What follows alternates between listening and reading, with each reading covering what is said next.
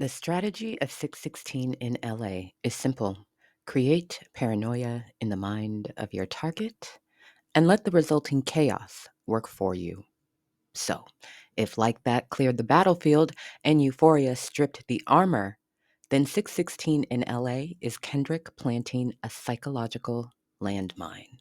It's a strategy of escalation, each move designed to leave Drake with fewer options and more pressure.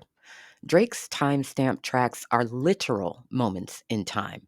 They act as sonic journal entries. This is where I was mentally and physically at this exact time and place.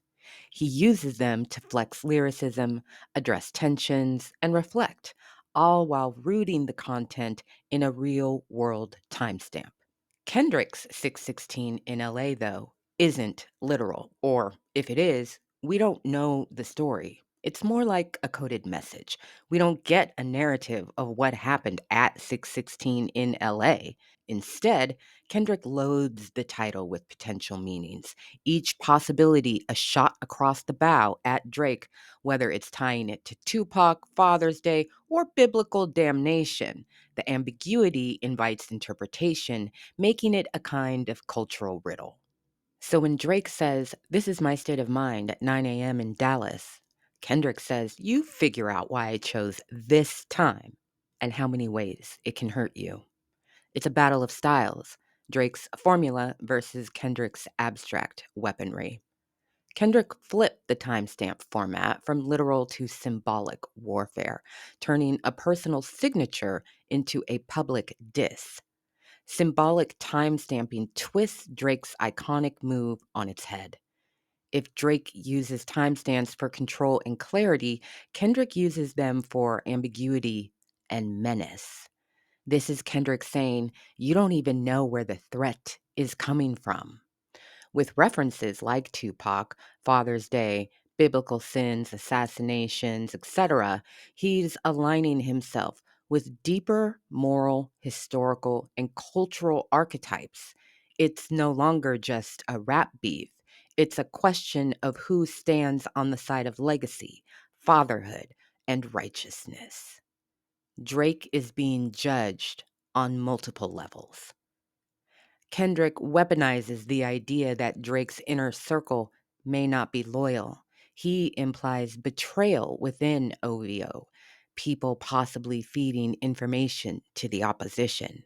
And he does it without naming names, letting suspicion do the damage.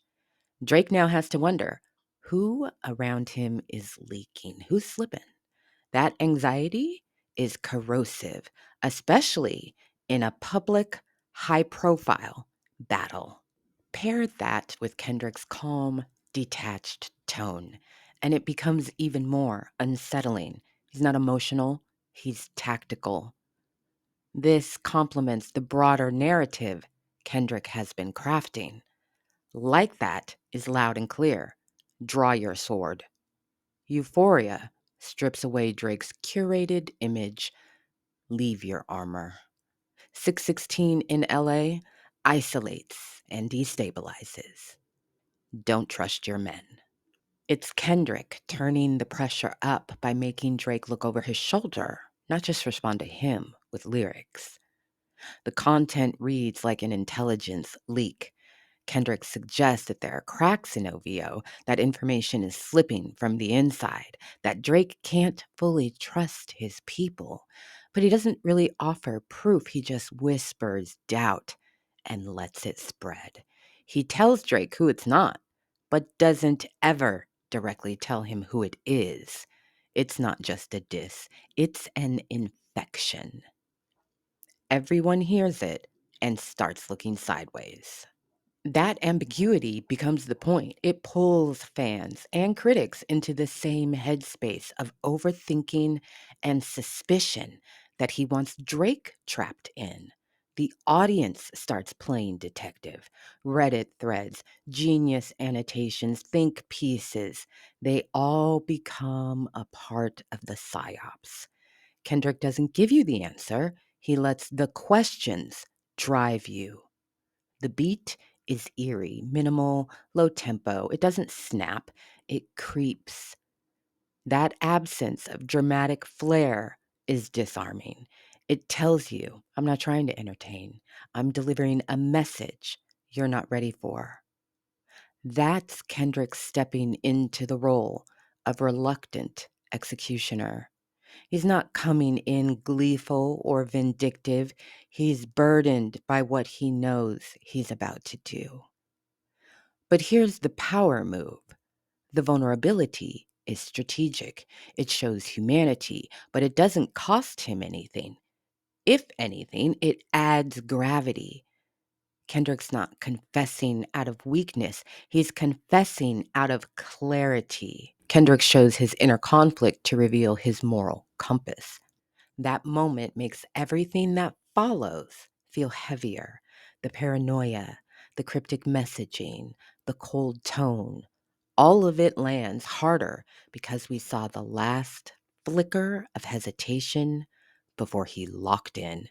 With the words, God, my confession is yours, Kendrick steps into an archetype rarely used in rap battles, the warrior with a conscience. It echoes mythic storytelling structures where the hero doesn't seek conflict but doesn't run from it either. He is called and he answers. That reluctant tone casts everything that follows in a tragic light, elevating the beef from mere competition to something closer to fated confrontation. This isn't, I'm better than you. It's, I have no fucking choice but to destroy you. I know what I just did, I know what I'm about to do, and I'm ready to do what comes after this. He gives you just enough vulnerability to show he's human, but not enough to lose control of the frame. This level of composure adds to his legend. He's already made peace with what must be done. That quiet resolve is intimidating because it signals he's not even worried about winning the battle because he's already accepted the cost of war. You feel the weight of what's still to come. He doesn't bluff. That creates suspense in the audience and anxiety in the target. He's telling Drake and the world, if I'm this composed while dismantling you quietly, imagine what happens when I raise my voice. That emotional arc from spiritual struggle to cold execution cements Kendrick's role in this battle, not just as a rapper, but as the one playing the long game.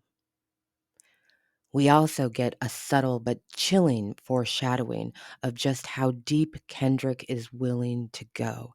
That Drake isn't safe, OVO isn't safe, the very legacy of his family is not safe. Musically, 616 in LA samples an Al Green song featuring Drake's uncle on guitar. This sample choice is another subtle mind game. It's Kendrick saying, even your family legacy is mine. For fans, it confirmed that Kendrick wasn't just responding, he was orchestrating. Kendrick had stepped fully into his world and beat him at it with one song. Kendrick took Drake's own tools, stripped them of their power, and rebranded them in his image. The effect? It made Drake look predictable and worse, outmatched on his own turf in a battle he provoked. A year later, that's part of the lingering sting. Drake didn't just lose the war, he lost this particular round of the battle in a space he once defined and controlled. 616 is a masterclass. Kendrick took control of Drake's OVO brand persona, which he would throttle like a pinata 2 tracks later, and left suspicion in his wake, an issue Drake still struggles with today, either directly or through the constant hum of whispers by music listeners. For rap, 616 in LA signaled a return to pure, calculated lyricism. It was the sound of one MC stripping the flash from the moment and focusing entirely on craft and dominance. It's what made the beef feel serious again, not just fun. And in that, 616 shifted the tone of the battle.